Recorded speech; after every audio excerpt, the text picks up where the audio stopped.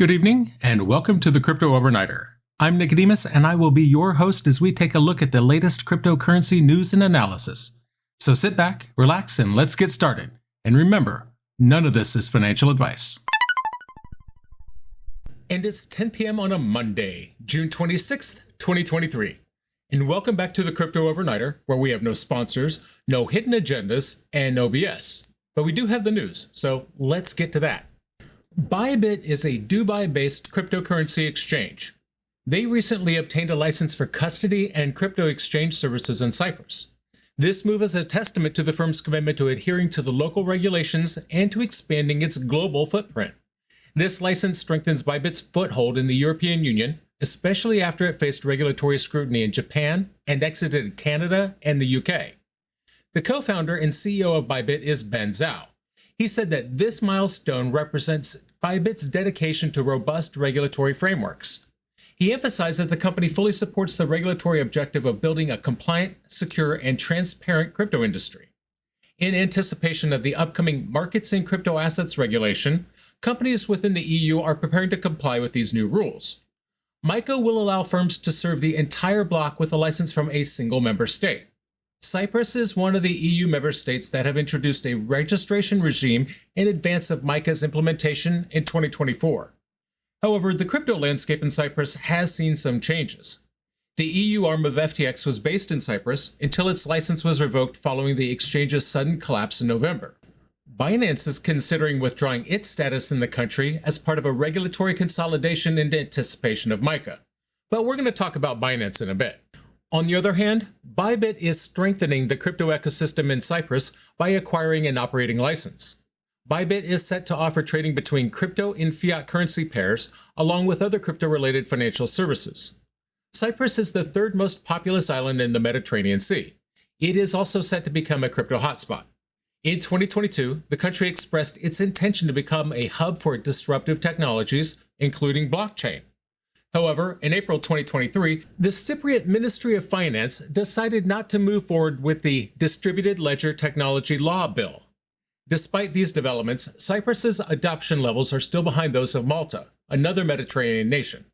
Malta is often referred to as the blockchain island. They offer 3 times as many blockchain-related jobs per capita. ByBit recognizes the immense potential of the Cypriot market and hopes to grow the local crypto ecosystem with its newly approved license. Now, before we dive into our next story, don't forget to hit that like button, subscribe to the channel, and follow us for all the latest in crypto news analysis. And now, let's take a look at Binance and the UAE. Binance has recently made significant decisions affecting its operations in Europe and the United Arab Emirates. In Europe, Binance reversed its initial decision to delist several privacy coins. This change came after the company restructured its operations to comply with local regulations. Now, we covered it here earlier this month as Binance initially planned to stop users in France, Italy, Spain, and Poland from buying or selling 12 privacy tokens, including Dash, Zcash, and Monero.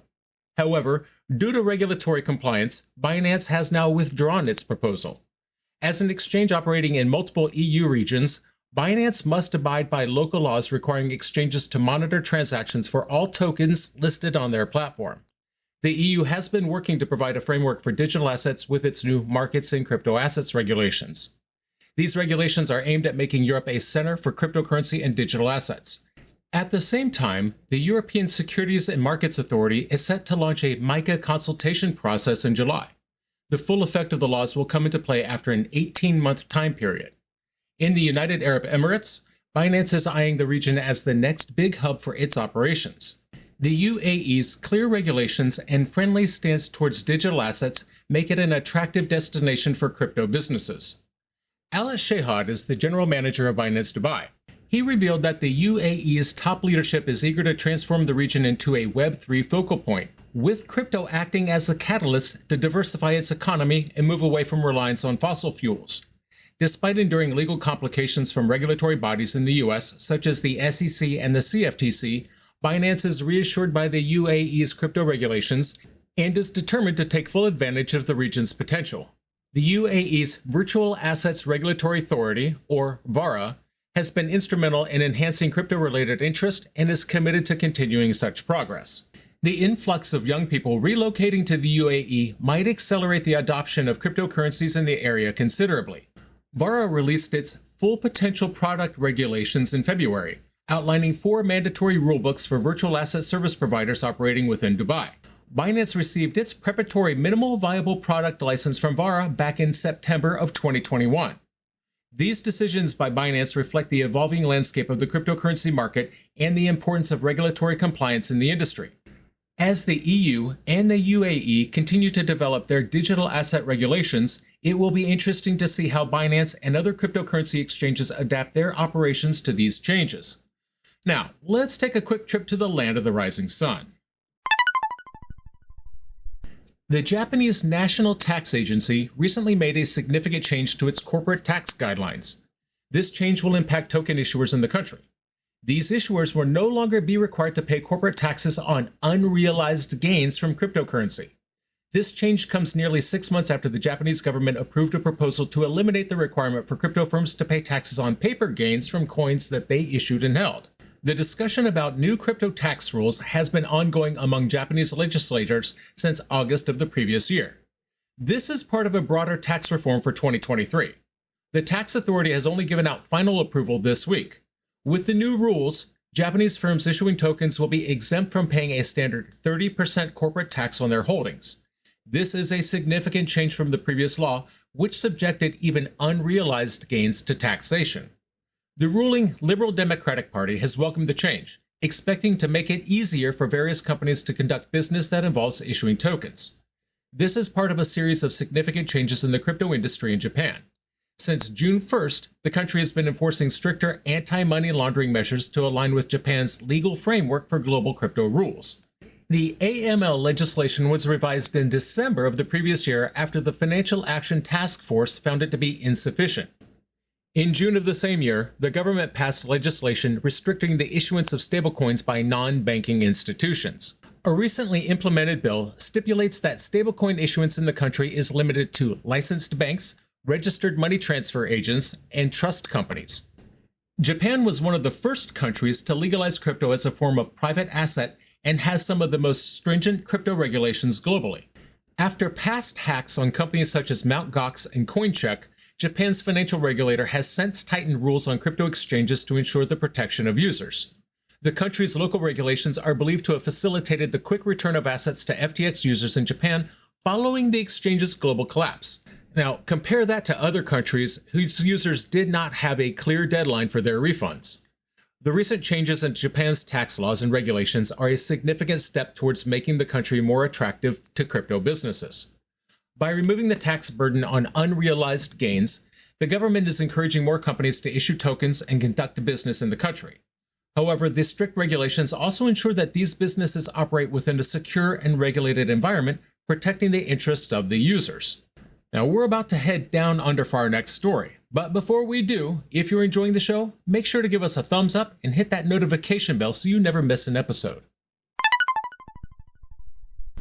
According to Shadow Communications Minister David Coleman, Australia is considering a draft bill that could have significant implications for the freedom of speech. The proposed legislation is aimed at tech and social media giants, threatening them with substantial fines if they fail to remove misinformation from their platforms. The Australian Communications and Media Authority, ACMA, would be given the broad authority to make it mandatory for digital platforms like Google and Facebook to maintain records concerning misinformation and disinformation on their platforms. These records would have to be turned over to the ACMA upon request. The authority would also be able to request and enforce an industry-wide code of practice to combat misinformation. Any breach of this proposed standard could result in tech giants paying a maximum penalty of up to 6.88 million Australian dollars, or 5% of global turnover. Sticking with Australia here, Simon Galligan is the newly appointed CEO of Blockchain Australia.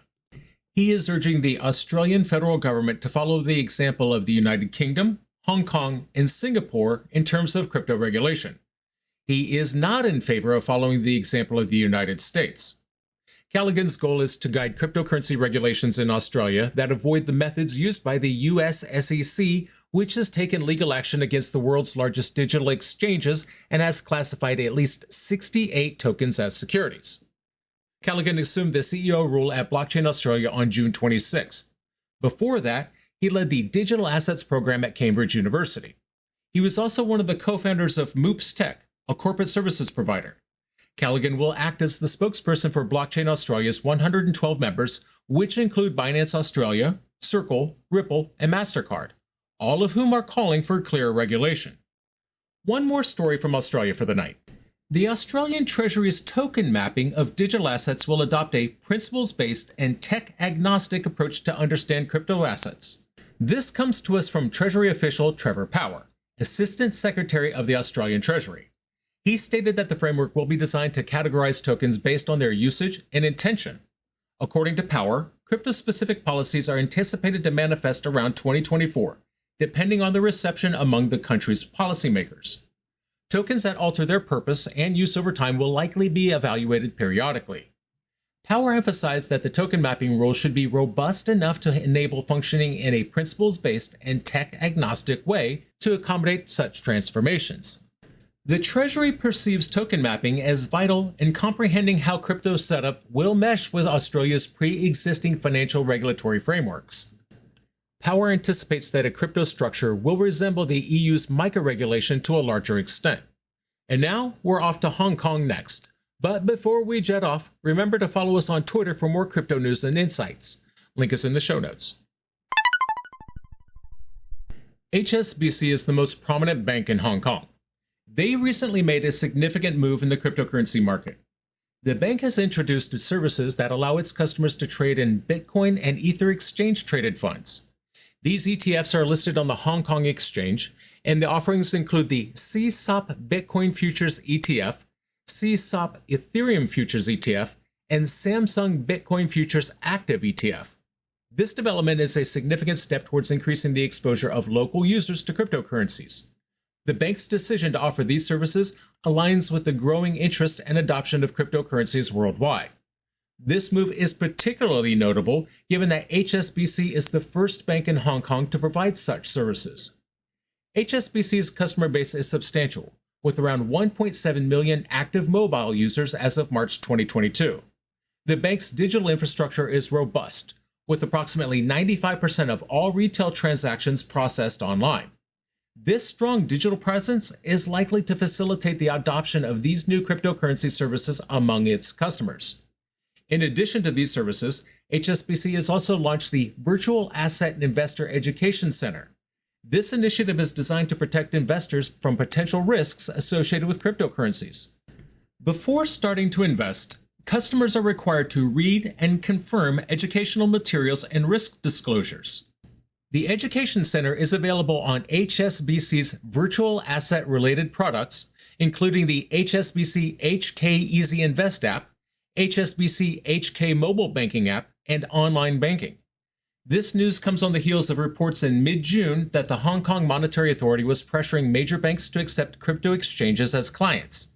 The region's central bank and regulator had specifically questioned companies like HSBC and Standard Chartered about their reluctance to take on crypto exchanges as clients. While HSBC's move into cryptocurrency services is a significant development, it is important to note that the bank has not publicly commented on these reports. As such, it remains to be seen how its customers will receive these services and what impact they will have on the broader cryptocurrency market in Hong Kong.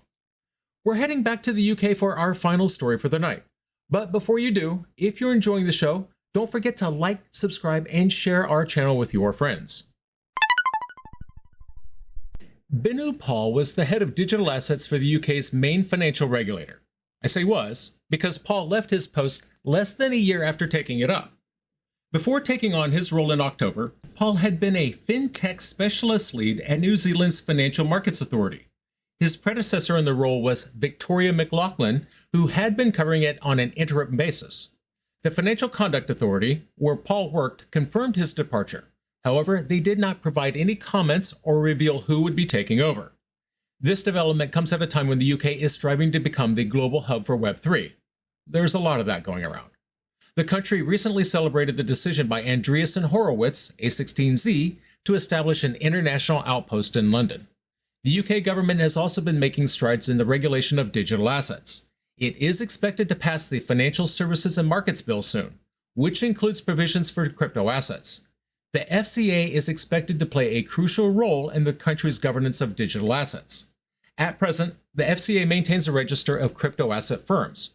The registration process requires compliance with strict anti-money laundering laws. Some firms have found the registration process to be burdensome, with many being held on a temporary register for months while the regulator dealt with hundreds of applications. The regulator also runs programs to encourage innovation within its regulatory framework. This includes a sandbox program that allows companies to test innovative ideas with consumers and an innovation pathways service that helps companies understand the FCA's regulatory regime. So what happened? Tonight we delved into a variety of stories that are shaping the global cryptocurrency landscape. We started with news about ByBit. The Dubai-based cryptocurrency exchange recently obtained a license for custody and crypto exchange services in Cyprus. This move signifies ByBit's commitment to adhering to local regulations and expanding its global presence, especially after facing regulatory scrutiny in Japan and exiting Canada and the UK. Next, we discussed Binance's strategic decisions affecting its operations in Europe and the United Arab Emirates. In Europe, Binance reversed its initial decision to delist several privacy coins, demonstrating its commitment to comply with local regulations. Meanwhile, in the UAE, Binance is looking to capitalize on the region's clear regulations and friendly stance towards digital assets. Our journey took us then to Japan, where the National Tax Agency has made a significant change to its corporate tax guidelines. Token issuers in the country will no longer be required to pay corporate taxes on unrealized gains from cryptocurrency. This move is expected to encourage more companies to issue tokens and conduct business in the country. We then headed down under to discuss a proposed Australian bill aimed at tech and social media giants. This legislation threatens these companies with substantial fines if they fail to remove misinformation from their platforms. This story was coupled with news about Simon Callaghan, the newly appointed CEO of Blockchain Australia, urging the Australian federal government to follow the example of the United Kingdom, Hong Kong, and Singapore in terms of crypto regulation. Our next stop was Hong Kong, where HSBC introduced services allowing its customers to trade in Bitcoin and Ether exchange-traded funds. This move is a significant step towards increasing the exposure of local users to cryptocurrencies.